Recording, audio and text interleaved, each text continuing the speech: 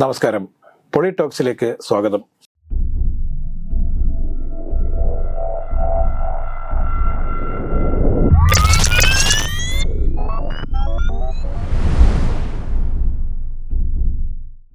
നമസ്കാരം. നമസ്കാരം. പറഞ്ഞോ. നമ്മളെ കണ്ണൂരിൽ ഇതുവരെ ഒരു സ്ഥാനാർത്ഥി ആയില്ല കേട്ടോ. കോൺഗ്രസിനല്ലേ? കോൺഗ്രസിനുള്ള സ്ഥാനാർത്ഥിയുണ്ട്. സിറ്റിംഗ് എം പി അവിടെ കോൺഗ്രസ് അല്ലേ? ഇപ്പൊ കെ സുധാകരേട്ടൻ മത്സരിക്കില്ല എന്ന് ആദ്യം പറഞ്ഞു. പിന്നീട് ഈ സമരാഗ്നി എന്ന് പറഞ്ഞ ജാഥ തുടങ്ങുന്ന സമയത്ത് അദ്ദേഹം നിർബന്ധിച്ചാൽ അയ്യോ അച്ഛ പോവല്ലേ എന്ന് നിർബന്ധിക്കണം, അങ്ങനെയാണ് ഞാൻ മത്സരിക്കുമെന്ന് പറഞ്ഞു. പക്ഷെ അദ്ദേഹം സമരാഗ്നി അവസാനിക്കുന്ന ദിവസം പ്രഖ്യാപിച്ചെന്താണെന്നറിയാം, ഞാൻ മത്സരിക്കുന്നില്ല. കാരണം അദ്ദേഹം പറയുന്നത് എന്താന്ന് പറഞ്ഞാൽ, ഞാൻ മത്സരിച്ചാൽ KPCC പ്രസിഡന്റ് സ്ഥാനവും MP സ്ഥാനവും ഒരുമിച്ച് കൊണ്ടുപോകാൻ ബുദ്ധിമുട്ടുണ്ട്, അതുകൊണ്ടാണ് ഞാൻ നേരത്തെ മത്സരിക്കുന്നില്ല എന്ന് പറഞ്ഞത്. എന്തായിരിക്കും ഇതിന്റെ പിന്നിലൊരു പൊളിറ്റിക്സ്? മത്സരിക്കുന്നില്ല എന്ന് പറയാൻ ലാസ്റ്റില് കണ്ണൂര് മത്സരിക്കാൻ സുധാകരനല്ലേ, പിന്നെ ആര് മത്സരിക്കും? അവിടെ വിഷയം. ഇതിൽ ഞാൻ അറിഞ്ഞിടത്തോളം ഒരു സംഭവം, KPCC പ്രസിഡന്റ് സ്ഥാനം തൽക്കാലം തിരുവഞ്ചൂരിന് കൈമാറിക്കൊണ്ട് സുധാകരൻ കണ്ണൂരിൽ മത്സരിക്കട്ടെ എന്നുള്ളതാണ് ഹൈക്കമാൻഡിന്റെ തീരുമാനം. ഇതിൽ അപകടമെടുത്തു. കാരണം കണ്ണൂരിൽ ജയിച്ചാൽ വെറും MP ആയി ഡൽഹി പോകണം. അപ്പൊ നേരത്തെ എന്തായിരുന്നു, വെറും MP ആയിട്ട് തന്നെയാണ് ഡൽഹിയിൽ പോയത്.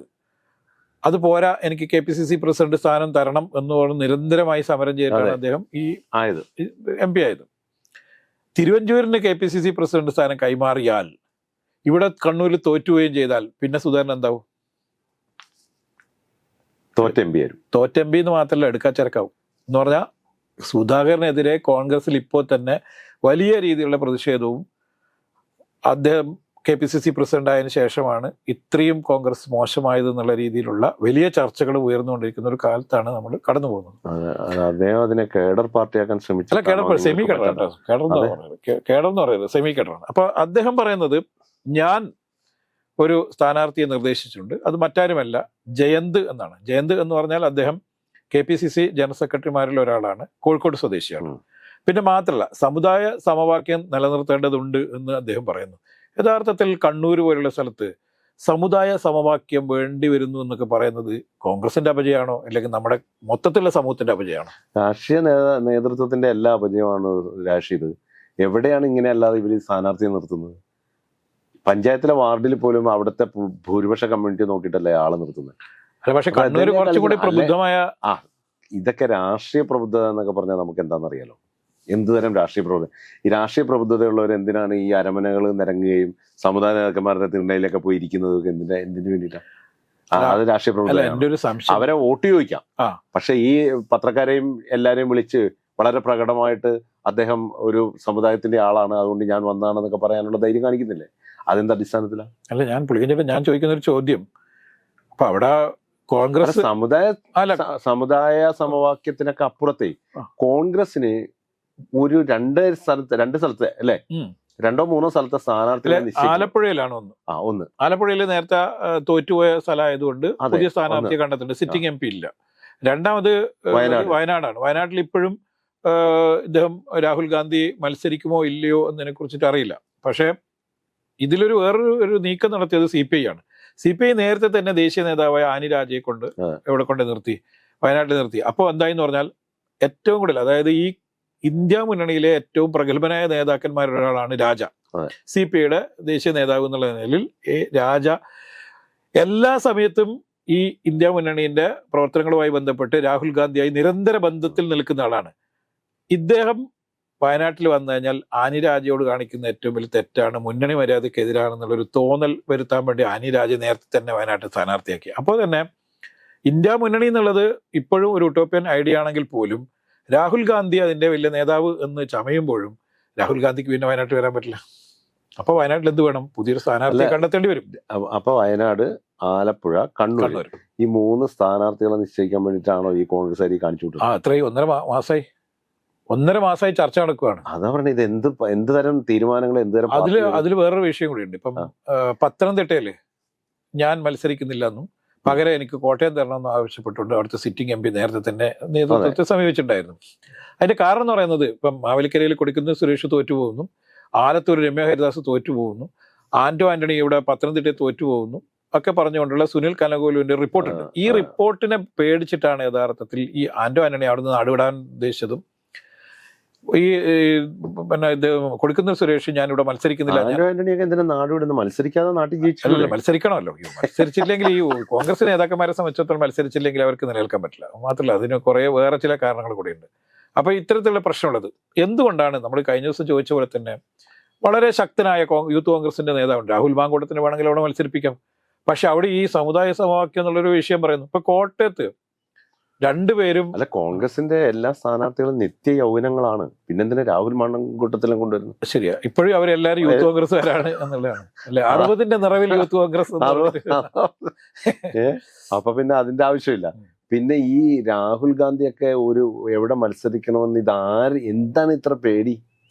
ഞാൻ പറഞ്ഞ രാഹുൽ ഗാന്ധി എന്തിനാണ് ഇലക്ഷൻ മത്സരിക്കുന്നത്? അതാണ് പ്രധാനപ്പെട്ട ചോദ്യം. അത് വലിയ വിഷയം. രാഹുൽ ഗാന്ധി വയനാട്ടിലെന്നല്ല, ഇന്ത്യയിൽ തന്നെ മത്സരിക്കേണ്ട ആവശ്യമില്ല. കാരണം അദ്ദേഹം പാർലമെന്ററി പ്രവർത്തനത്തിലല്ല. അദ്ദേഹം ശരിക്കും പറഞ്ഞാൽ അത്ര കോൺഗ്രസിന്റെ പ്രവർത്തനവുമായിട്ട് മുന്നോട്ട് പോകാനാണെങ്കിൽ അദ്ദേഹം പാർട്ടി ഏറ്റെടുക്കട്ടെ. പാർട്ടി ഏറ്റെടുത്ത് പാർട്ടിയുടെ ജനറൽ സെക്രട്ടറി, ഇനി പ്രസിഡന്റ് ആകാൻ പേടിയാണെങ്കിൽ ജനറൽ സെക്രട്ടറി ആയിരുന്നു പാർട്ടിയെ നയിക്കട്ടെ. അതല്ലേ ചെയ്യേണ്ടത്.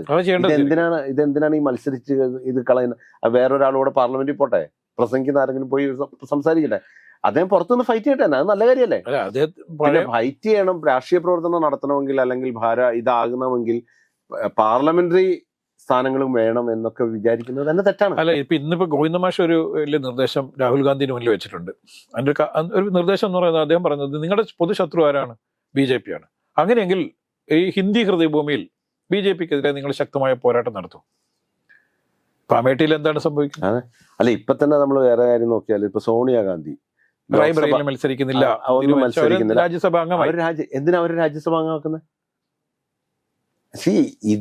ഇതൊരു പാർട്ടിയല്ലേ? ഇതിങ്ങനെ ഇവർക്കെല്ലാം ഇപ്പൊ സോണിയാഗാന്ധിക്ക് വയ്യ, അത് എല്ലാവർക്കും അറിയാവുന്ന കാര്യം. അതെന്തിനാണ് രാജ്യസഭ? ഇപ്പൊ മുസ്ലിം ലീഗ് സ്ഥാനാർത്ഥി വെച്ച് മാറിയ പോലെയാണ്. എനിക്ക് പ്രായാധികമുള്ള ഷുഗർ സീറ്റായ മലപ്പുറത്തേക്ക് ഈറ്റി മാറുന്ന പോലെയാണ്. ഇതെന്തിനാണ് ഇപ്പൊ സോണിയാഗാന്ധിയെ രാജ്യസഭ അങ്ങനെ? വേറെ എത്രയോ ആളുകളുണ്ട്. അങ്ങനെയാണെങ്കിൽ എന്തെല്ലാം പ്രശ്നങ്ങൾക്ക് പരിഹാരമാണ് ഒരു സീറ്റ് കൊടുക്കുക എന്ന് പറഞ്ഞു കഴിഞ്ഞാൽ. അപ്പൊ ഇതൊന്നും ആലോചിക്കാതെ എന്തിനാണ് ഇത്തരത്തിലൊരു 3 സീറ്റിന് വേണ്ടി കോൺഗ്രസ്സുകാർ കാണിച്ചു കൂട്ടുന്നത്? അല്ലെങ്കിൽ ഡിസിഷൻ എടുക്കാനുള്ള ധൈര്യം കാണിക്കണ്ടേ? ഇത് എത്ര നാളുകൊണ്ടാണ് ഇവർ ഈ ഓരോ കാര്യങ്ങൾ എന്നേ തീരുമാനിക്കേണ്ട? 16 പേര് ഏതായാലും സിറ്റിംഗ് MP മത്സരിക്കാൻ തീരുമാനിക്കുന്നു എന്ന് പറഞ്ഞു കഴിഞ്ഞാൽ അവരെങ്കിലും രംഗത്തിറക്കണ്ടേ? ഇതുവരെ ഇല്ല. ഇത് മാത്രമല്ല, ഇതിലിപ്പം ഈ നോക്കൂ, TN പ്രതാപൻ എവിടെയോ ചുമരെഴുതി എന്ന് പറഞ്ഞിട്ട് അദ്ദേഹത്തിനെതിരെ വലിയ, രമ്യ ഹരിദാസ് ആലത്തൂരിൽ എവിടെയോ ചുമരെഴുതി എന്ന് പറഞ്ഞിട്ട് രമ്യക്കെതിരെ വലിയ, ഇത്തരത്തിൽ പല സ്ഥലങ്ങളിലും ചില ചുമരെഴുത്തുകളിലൊക്കെ. കാരണം പ്രവർത്തകരെ സംബന്ധിച്ചിടത്തോളം അവർക്ക് പിടിച്ചേക്കണം.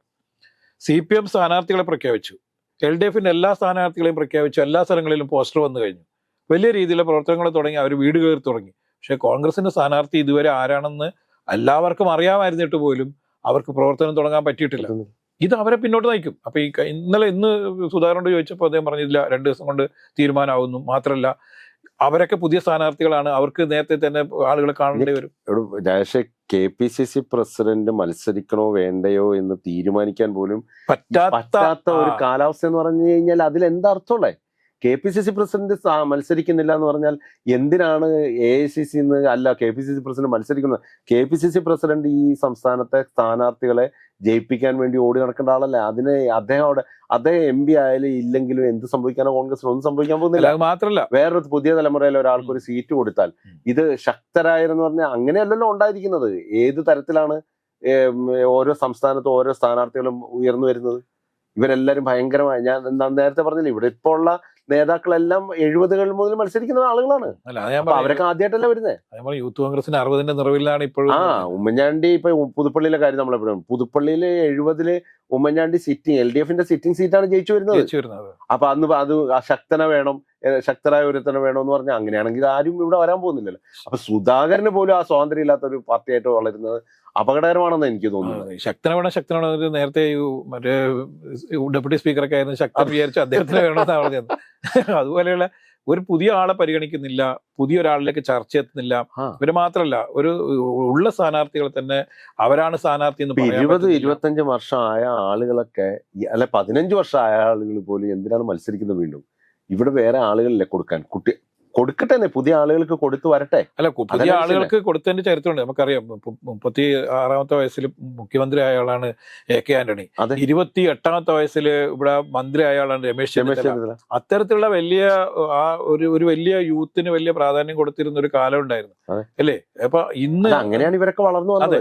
ഇന്ന് അവര് തന്നെ ഇരുന്നുകൊണ്ട് തീരുമാനിക്കുന്നത് ഞങ്ങൾ തന്നെ മത്സരിക്കാമെന്നുള്ളത്. ശരിക്കും ഇവർക്ക് ചെയ്യേണ്ടിയിരുന്നെന്ന് പറഞ്ഞാൽ ഒരു 3-4 ആൾക്കാരെയൊക്കെ വെച്ചിട്ട്, ഇപ്പൊ രമ്യ ഹരിദാസ് പോലെയുള്ള, പിന്നെ VK ശ്രീകണ്ഠൻ പോലെയുള്ള ആളുകളെയൊക്കെ നിലനിർത്തിക്കൊണ്ട് മറ്റുള്ള ആളുകളെ എല്ലാവരെയും മാറ്റിക്കൊണ്ടുള്ള പുതിയൊരു ടീമിനെ ഇറക്കിക്കൊണ്ട് വലിയൊരു പരീക്ഷ. അതായത് CPM രംഗത്തിറക്കിയിരിക്കുന്ന ആരും യൂത്ത് അല്ല, അതെ, യുവ നേതാക്കന്മാരാരുമില്ല.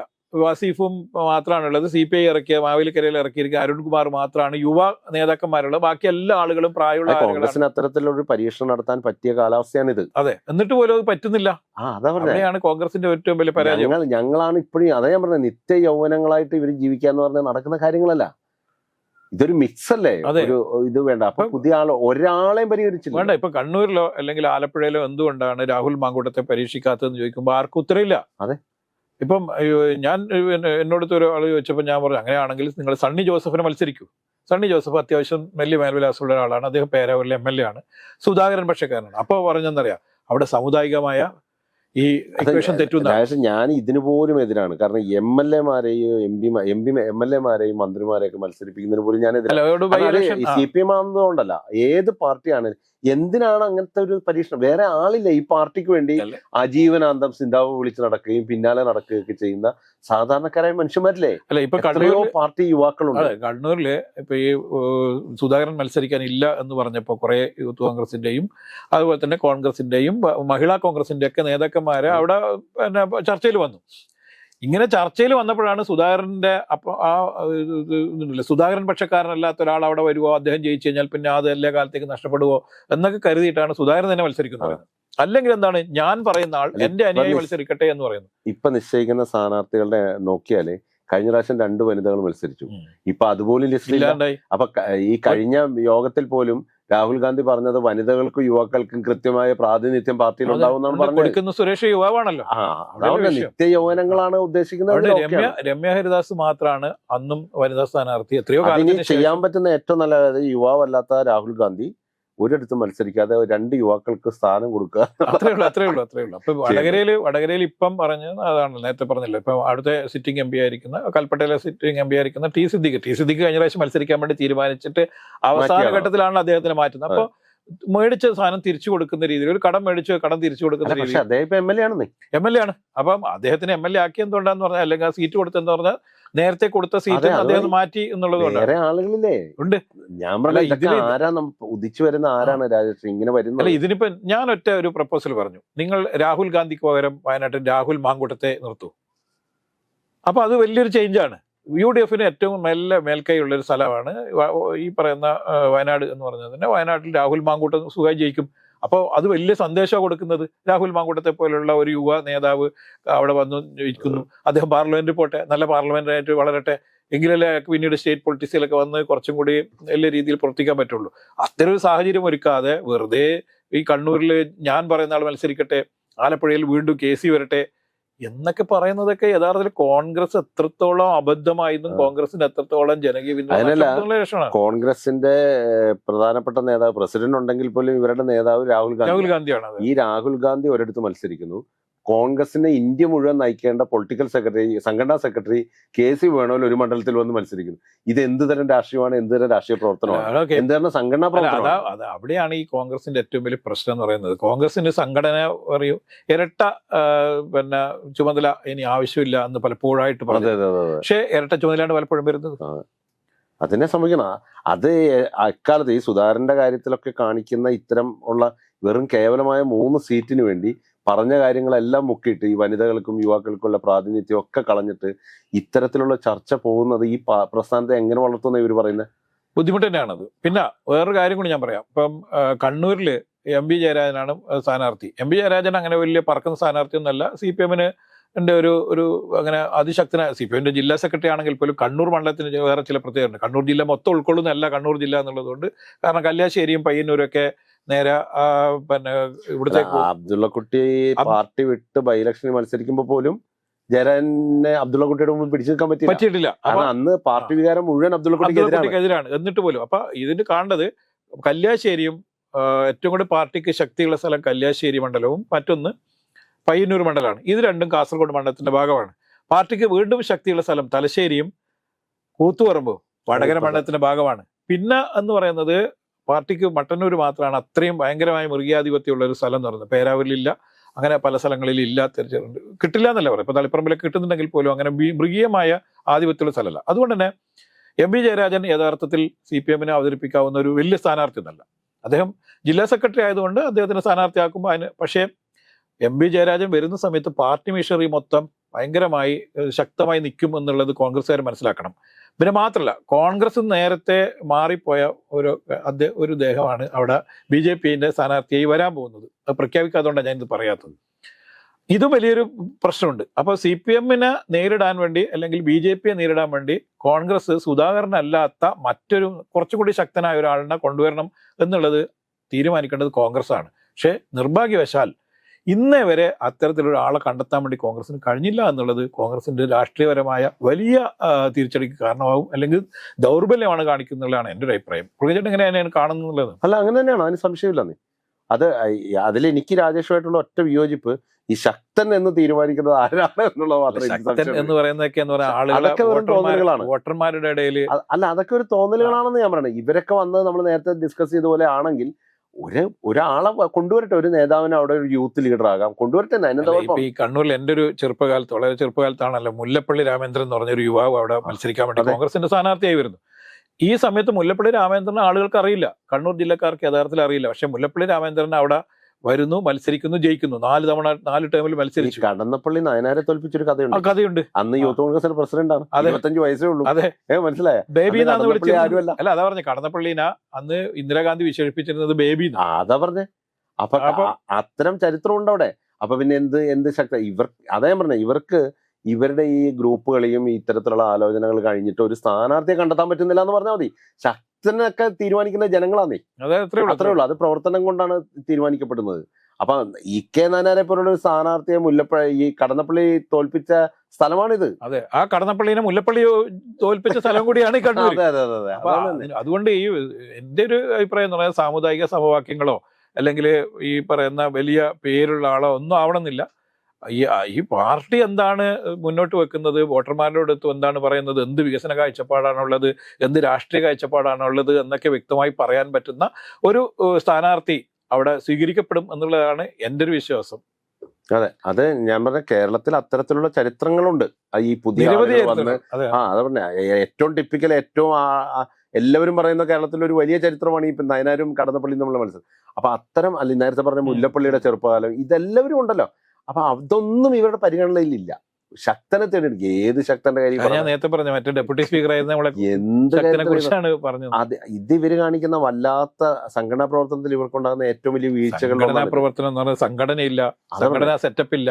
അതുകൊണ്ട് സംഘടനാ തരത്തിലുള്ള നിൽക്കുന്ന സംഘടനയുടെ ഒരു സംവിധാനം ചലിക്കാത്ത ഒരു സ്ഥലത്താണ് വീണ്ടും സുധാകരൻ മത്സരിക്കുക, KPCC പ്രസിഡന്റ് മത്സരിക്കട്ടെ, സംഘടനാ സെക്രട്ടറി വന്ന് മത്സരിക്കട്ടെ എന്നൊക്കെ പറഞ്ഞാൽ ആലപ്പുഴയിൽ വേറെ നേതാക്കളില്ലേ? എത്രയോ നേതാക്കളുണ്ട് ആലപ്പുഴയിൽ മത്സരിക്കാൻ. അവിടെ ആലപ്പുഴയിൽ ഈ പറയുന്ന ശക്തരും ഉണ്ട്. പിന്നെ KC വേണുപോലെ എന്താണ് ആലപ്പുഴക്കാരനായത്? കണ്ണൂരനായിരുന്നല്ലേ? അവിടെ തോറ്റിട്ടാണല്ലോ ഇവിടെ വന്ന് മത്സരിക്കുന്നത്. അപ്പൊ ഇവിടെ വലിയ എതിർപ്പുണ്ടായതല്ലേ? അപ്പൊ ഇതൊക്കെ അത്തരം പരിഗണനകളൊന്നും അല്ല. ഇത് ഒരു കാര്യം കൂടി പറഞ്ഞാൽ നമുക്ക് നിർത്താം. അതായത് ഇവരിപ്പം പറയുന്നത് കണ്ണൂർ വന്ന് മത്സരിക്കാൻ ജയന്തിന് അയോഗ്യത ആയിട്ട് അവർ പറയുന്ന ഒരു സംഭവം എന്ന് പറഞ്ഞാൽ കണ്ണൂരിലല്ല, അയാൾ കണ്ണൂരുകാരനല്ല, കോഴിക്കോട്ടുകാരനാണെന്നാണ്. ഇതേ തമാശ എന്നറിയോ? കണ്ണൂരുകാരനായ MK രാഘവൻ 3 തവണ ജയിച്ചു തന്ന സ്ഥലമാണ് കോഴിക്കോട്. അവിടെ ആ പ്രശ്നം ഉണ്ടായില്ല. ഈ പ്രാദേശികവാദം ഉണ്ടായിട്ടില്ല. അതല്ലേലും പ്രാദേശികവാദമൊക്കെ അന്നെന്ന് പറയാവുന്ന ഒരു കാരണം മാത്രമേ ഉള്ളൂ. എത്രയോ സ്ഥാനാർത്ഥികൾ എത്രയോ സ്ഥലത്ത് ആന്റണി പോയി മത്സരിച്ച, ചേർത്തലക്കാരൻ ആന്റണി മത്സരിച്ച തിരൂരങ്ങാടി, മുഖ്യമന്ത്രി. അതേ പറഞ്ഞേ, അതൊക്കെ വെറുതെ ഇങ്ങനെ രാഷ്ട്രീയത്തിന് വേണ്ടി പറയാന്നുള്ളത് കഴിഞ്ഞാൽ ആരും എവിടെയും മത്സരിക്കുന്നതിനൊന്നും ഒരു തെറ്റൊന്നുമില്ല. പക്ഷെ ഇത് തീരുമാനമെടുക്കാത്തത് കോൺഗ്രസിന്റെ വല്ലാത്ത അപജയം തന്നെയാണ്, അതിന് സംശയമേ ഇല്ല.